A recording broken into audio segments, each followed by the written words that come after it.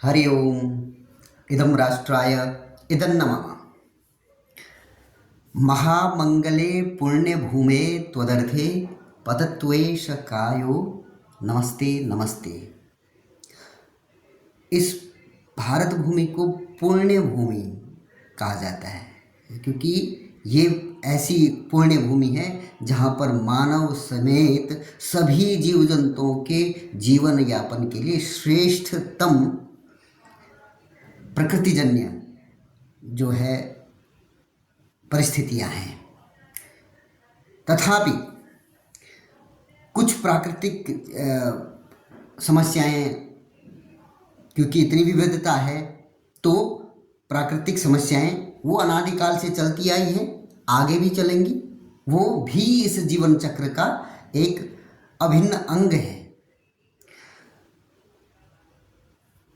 इन जो प्रकृतिजन्य समस्याएं हैं और आज का जो समय है जिसमें हमारी विज्ञान और तकनीकी ने बहुत अच्छा एक स्तर प्राप्त कर लिया है, क्यों ना इस विज्ञान की इस उपलब्धि का फायदा उठाकर कुछ ऐसी चीज़ें की जाएं जो जो जो समस्याओं को कम से कम कर सके। जो प्राकृतिक समस्याएं हैं, होता भी है आजकल कई ऐसे अलार्म भी बन गए हैं जो कुछ प्राकृतिक समस्याएं हैं तो उनके लिए अलर्ट कर देती हैं, सुनामी की चेतावनी पहले दे देती हैं।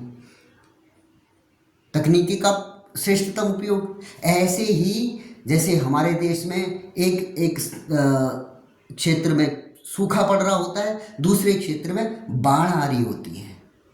कहीं अतिवृष्टि से समस्या है, कहीं अल्पवृष्टि से समस्या है। इसके लिए हमारे मनीषियों ने, हमारे जो वैज्ञानिकों ने स्वतंत्रता के बाद निश्चित रूप से उसके बाद ही ये सोचना प्रारंभ किया कि क्यों ना इन नदियों को आपस में जोड़ा जाए, नदी जोड़ो अभियान।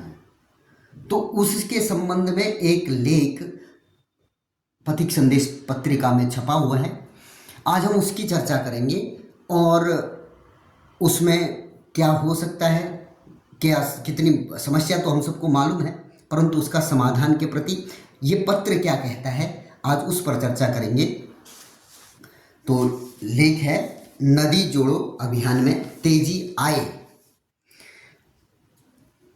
लिखते हैं, यह सुखद ही है कि जिन अटल बिहारी वाजपेयी के प्रधानमंत्री काल में बढ़ते जल संकट के समाधान के रूप में नदी जोड़ो परियोजनाओं की कल्पना की गई, उनकी जन्मशती के अवसर पर उस सपने को साकार करने का सार्थक प्रयास शुरू हुआ है। लेकिन यह भी विडंबना है कि इस तरह की पहली परियोजना केन बेतवा संपर्क परियोजना, केन नदी और बेतवा नदी में एक संपर्क परियोजना जिसका काम उसको सिरे चढ़ाने की दिशा में शुरुआत करने में 4 दशक लग गए। योजना कब की है, पर आज भी हम बस शुरू करते हैं, इस पर ही रहे। निसंदेह यह एक महत्वाकांक्षी परियोजना है, लेकिन विलंब से काम शुरू होने से इसकी लागत में भी अच्छी खासी वृद्धि हो चुकी है। निसंदेह ऐसे देश में जहां विश्व की 18% जनसंख्या रहती हो और दुनिया का सिर्फ 4% पीने का शुद्ध पानी रहता हो, उपलब्ध हो, भविष्य के जल संकट का सहज अनुमान लगाया जा सकता है। आज की परिस्थितियों में हम नहीं कह सकते कि हमें जल संकट के बारे में हमें पता नहीं है। जो पर्यावरणविद हैं वो हमें निरंतर आगाह करते जा रहे हैं। शिलान्यास कार्यक्रम के समय प्रधानमंत्री की यह टिप्पणी कि जल सुरक्षा 21वीं सदी की सबसे बड़ी चुनौतियों में से एक है, नदी जोड़ो परियोजना के प्रति सरकार के दृढ़ संकल्प की ओर संकेत देती है। सरकार का मुखिया ऐसा कहेगा तो उनके संकल्प का पता चलता है। निर्विवाद रूप से जलाशयों और नहरों के माध्यम से पानी के अधिशेष को जल संकट वाले इलाके की नदियों को स्थानांतरित करना निश्चय ही सूखे की मार झेल रहे इलाकों का भाग्य बदलने जैसा ही है। लेकिन यह भी जरूरी है कि पर्यावरणीय जोखिमों का वैज्ञानिक ढंग से आकलन किया जाए। पर्यावरण वैज्ञानिक व पर्यावरण संरक्षण से जुड़े स्वयंसेवी संगठन प्रकृति के साथ खिलवाड़ की चिंताएं लगातार जताते हैं। उनका मानना रहा है कि नदियों के प्राकृतिक प्रवाह में बाधा पहुंचने से पारिस्थितिकीय संतुलन प्रभावित हो सकता है, परंतु यह देखने की बात है कि कुछ सामाजिक संगठन व पर्यावरणविद बिना गहन शोध के इस तरह के अनुमान लगा रहे हैं। अगर उनकी बातों में दम है तो उन्हें पूरे शोध व तथ्यों के साथ आगे आना चाहिए। निसंदेह पर्यावरणीय संतुलन जरूरी है, लेकिन जल संकट का समाधान निकालना भी तो उतना ही जरूरी है। दरअसल राष्ट्रीय जल विकास एजेंसी ने 168 बिलियन डॉलर के प्रस्तावित बजट वाली हिमालयीय और प्रायद्वीपीय क्षेत्रों के लिए 30 संपर्क परियोजनाओं की पहचान की है। निश्चित रूप से पानी के समुचित वितरण, बाढ़ नियंत्रण, सूखे के से मुकाबले और जल विद्युत उत्पादन में अधिक समानता के लिए ऐसी परियोजनाओं की तार्किकता साबित होती है। ऐसे में बड़े स्तर पर बड़ी परियोजनाओं को प्राथमिकता देने के साथ साथ सरकार को कुशल सिंचाई परियोजनाओं, अपशिष्ट जल के पुनर्चक्रण और प्रदूषित पानी की स्वच्छता के लिए सस्ती प्रौद्योगिकियों के विकास पर अनुसंधान में तेजी लाने की आवश्यकता है। तो ये जो हम जानते हैं कि जल कितना आवश्यक है। अभी कुछ वर्ष पहले एक रिपोर्ट आई थी कि जो हमारा चेन्नई महानगर है उसमें बहुत भारी जल संकट आया। कुछ वर्ष पहले हमें ध्यान में है कि लातूर जो विदर्भ का बड़ा क्षेत्र है, उस क्षेत्र में भारी सूखा पड़ा था। पानी की ट्रेन्स मंगाई गई, रेल से पानी का वहाँ पर आपूर्ति करने का प्रयास किया गया।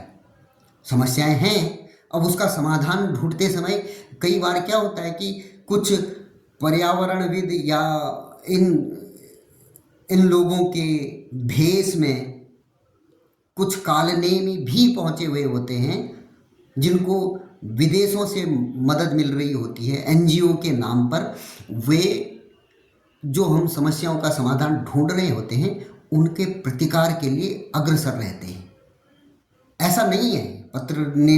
इस पत्रक ने भी ये माना है कि वास्तव में पर्यावरण के साथ पूर्ण सामंजस्य के साथ रखते हुए परियोजनाओं की समुचित योजना करनी चाहिए।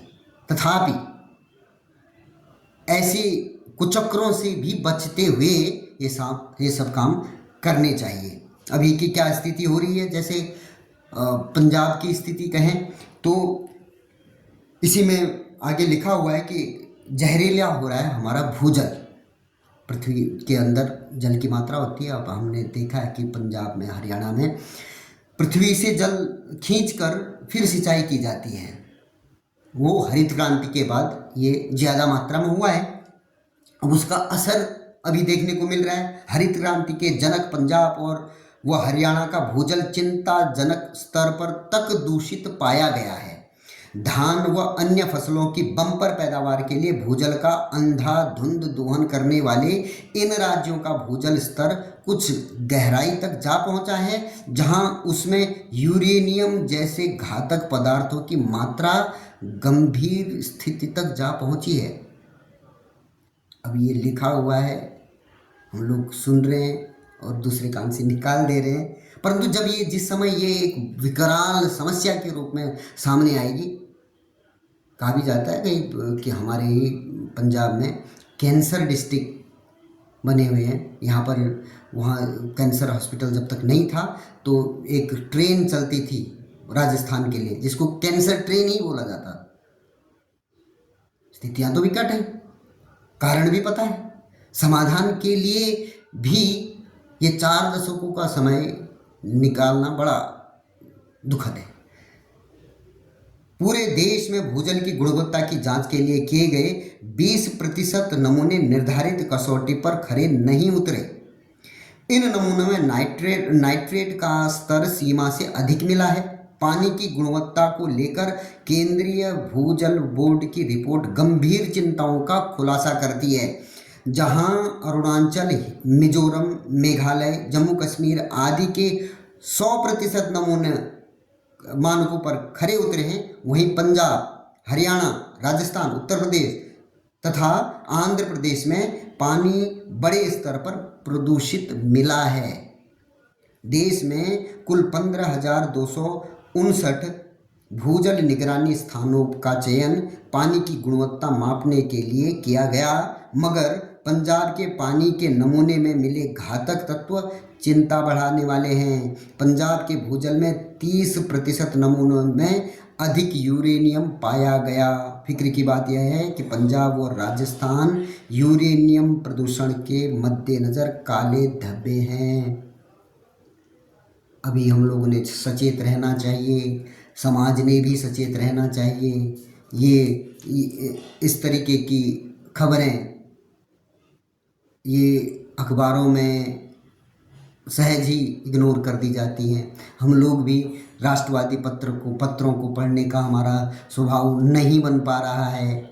हम लोग जो टीवी में वाद विवाद में लड़ाई झगड़ा वो ज़्यादा हमें सुहाता है, परंतु हमने सोचना चाहिए, आम जनमानस में जागना पड़ेगा, तभी इन समस्याओं का समाधान संभव है। अन्यथा समस्या बढ़ती रहेंगी, फिर मजबूरी में कुछ न कुछ तो करना ही पड़ेगा। लेकिन वो उस स्थिति में जो कार्य किए जाएंगे वो भी अपनी जो है पूरी कीमत वसूल करते हैं। ये हमने पहले भी देखा है, अभी भी हो सकता है। इसलिए जागरूक रहना बहुत आवश्यक है और आम जन ने इस बात को ध्यान में रखना पड़ेगा कि इन सब चीज़ों में हमारी भी भूमिका है। हम जो सामान्य जीवन जीने वाले व्यक्ति हैं, हम सबकी भी भूमिका है। अगर हम चाहेंगे तो समस्याओं का समाधान है, हम चाहेंगे तो ये समस्याएं हम पहले से भांप कर उनका समाधान कर सकते हैं, करवा सकते हैं, परंतु हमने जागरूक होना पड़ेगा। इसलिए आप लोगों से फिर करबद्ध निवेदन है कि राष्ट्रवादी पत्रिकाओं को पढ़ें। उनमें जो समसामयिक, जो वास्तव में जिनकी जानकारी हमें होनी चाहिए, ऐसे ही विषय आते हैं। बहुत बड़े भारी भरकम लेख इन पत्रिकाओं में नहीं रहते। पथिक संदेश पंजाब की राष्ट्रवादी पत्रिका है, इसका सब्सक्रिप्शन लें और पढ़ें। इसी अनुरोध के साथ आज के इस अंक को यहीं समाप्त करते हैं।